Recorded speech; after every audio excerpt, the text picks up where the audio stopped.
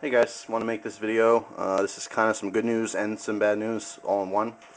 Right off the bat, I'll tell you the bad news. It's not severe, but I'm actually trading my Benchmade Model 42. Believe it or not, this is I think it's either my 5th or 6th Benchmade Model 42. Because what I do is, I don't get bored with them, but people offer me different things for them, and I like the trade ideas, so I end up trading them. But then, of course, I miss it, and I have to buy a new one, or I have to trade for a new one. So, I'm not new to the Benchmade Model 42. I've had plenty of different versions of it, and I still love it, and I still go back to it. So the bad news is I'm trading this. How the bad news equates to you guys is that I'm not going to have any balisong tutorials for a little while. I may pop one or two up using maybe my Spiderfly or even the 32, which should be interesting. But I do like the 42 the most for flipping. It's just the easiest to flip in my opinion, most comfortable. All around I like it the most. But like I said, this is not going to be the last of the 42. I will have a new one in the future, just don't know when. So you can, once I get the new one, I'll have a bunch of the balisong tutorials, but again, down the road a little bit. So that's kind of the bad news. The good news is, now that I'm getting rid of this, I'm actually leaving a void in my collection for a user balisong. And even, like I said, even though the 32 is awesome, the Morpho, the Spiderfly, they're great knives, but in my opinion, not the best to flip for one reason or another. I just prefer this one. So what's good about that is that I may pick up another balisong that's kind of mid-range. I mean, there's not really any like $60, $70 balisong out there. However, there's the Typhoon trainer. There's you can get the trainer. You can always sharpen that if you wanted to.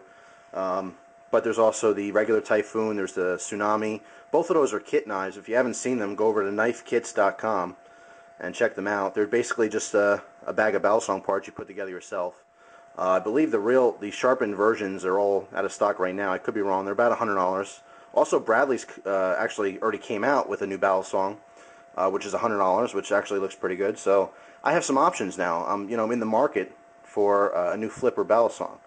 So that's good in the respect that maybe I'll pick one of those up and then do a review on it, and of course you guys can check them out for yourself. But anyway, I want to make this video talk a little bit about balisongs in general, as well as give you a quick little paper cut demo. People ask me all the time, you do all these different moves, but is it really sharp? I mean, they can't be sharp because that would be pretty dangerous, wouldn't it? Well, actually, yes, it's very dangerous, and I'll talk about that in just a minute. But let me just regular piece of paper here, just give you a little cut demo. It's nice and sharp.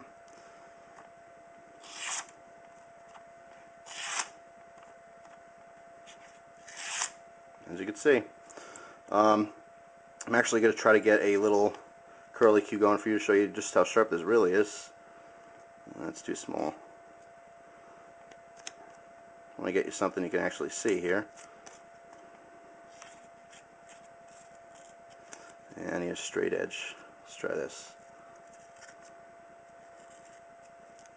Well, it's very hard to see, but it is razor sharp. I mean, like I said, you can get these little curly cues if you get a straight edge here, and it's just amazingly sharp. Just like I show, my my other videos, you can get those little curly cues going on, just like that. I mean, actually, I have my jeweler's loop here, so I might as well grab it. I actually have it by the camera for once. Let me bring it in and show you what I'm talking about. When you get a nice sharp edge here, you're actually going to create what I call a curly cue. Get this to focus. Where as you cut into it, it's going to want to kind of spin around there. But anyway, it's very sharp. The reason I'm showing this and talking about it a little bit is because I know I have a lot of younger viewers. Okay, I know a lot of you guys are younger teenagers, and you watch these videos that I make, and especially the balisong stuff and the gun stuff, and it just looks like a lot of fun, really cool. And it is, but it is very dangerous. I mean, guns aside, obviously everyone should have a good understanding how dangerous they really are. But let's talk a little bit more specifically to the balisong, since that's what I'm showing you right here. It is very dangerous. I mean, you're playing with a knife. You can't expect to never get cut. And I've shown cuts. I mean, look, I have a cut right here on my hand. It's fading now, but got that from doing my FATOC videos. You know, the Balisong, the Flipping Arena Tournament of Champions. Trying new things, you know, having to make videos there. I got a nasty cut here on my knuckle. That was actually from the tip. The tip caught me. You know, kind of just poked in me a little bit. But you know what? I mean, I have very light scars on my hands. I have to say, you know, knock on wood, I have never been cut bad enough where I need stitches, but there's plenty of people who have. And, you know, it's just serious business. I just want to get the point across that, you know, what I'm doing here with the Balisong, it is very dangerous. And same with you guys. You know, even if you have cheap Balisongs, even the cheap, you know, $5, $10 Balisongs, they usually come very sharp. And what I want to talk a little bit about is that if you do decide to flip a Balisong, you think it's fun, it's cool, you want to try it out, you know, it looks like a fun hobby to get into, you have to do one of two things. Either you have to flip an extremely razor sharp knife like this, or go completely dull, like a trainer. Reason being, if you have a semi-sharp knife, let's say you get a cheapo knife and maybe you use it to cut some stuff and the blade's not really tip-top shape, it's kind of sharp, kind of not. Well, when that hits you, what's going to happen is you're actually going to tear your skin open. You're going to rip it open. And those are just some of the nastiest cuts. They hurt the most. When you have a razor-sharp knife like this, I mean, when you get really, really sharp, first of all, you almost don't even feel it. Half the time you get cut, you don't even know until you see blood. You ask all the good guys, you know, been flipping for a long time, they have the Benchmade 42s, they'll tell you the same thing. You don't even know you're cut right away. That's because, you know, just like with a razor blade, if you cut yourself with a razor blade, or even, you know, if you're old enough to shave, you've noticed that you almost don't feel it because it's such a fine cut. Not only is it less painful, but it heals quicker. Okay, it actually heals a lot nicer. This cut here that I got from this 42 is almost, you know, gone. I mean, it's hard to even show you. But if you looked in my last couple videos, you could see it a little bit better. But it's healing very, very nicely because of the fact that it got cut with such a sharp blade.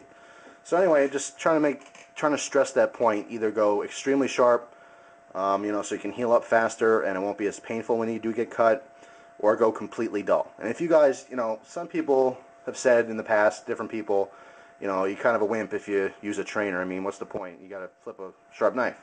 That's not necessarily true. You know, in my eyes, it's not wimpy at all. Look, there's people out there who do other things. I mean, people have lives besides flipping the Balisongs, you know. And one kid I talked to, he really likes the Balisongs, but he's a pianist. You know, he plays the piano, and he can't afford to, you know, cut his finger or tendon or anything like that. It's gonna really cause problems with his other hobbies and interests. So I said, get a trainer. You know, there's no shame in that whatsoever. You know, at least in my opinion, you can have fun doing this stuff without having an actual danger factor there. So, you know, again, just trying to be a responsible person and letting you kids know, you know, it can be fun, but you can do it safe. There are plenty of options out there to go with trainers. But if you do decide to go with a sharp blade, try to keep it as sharp as you can.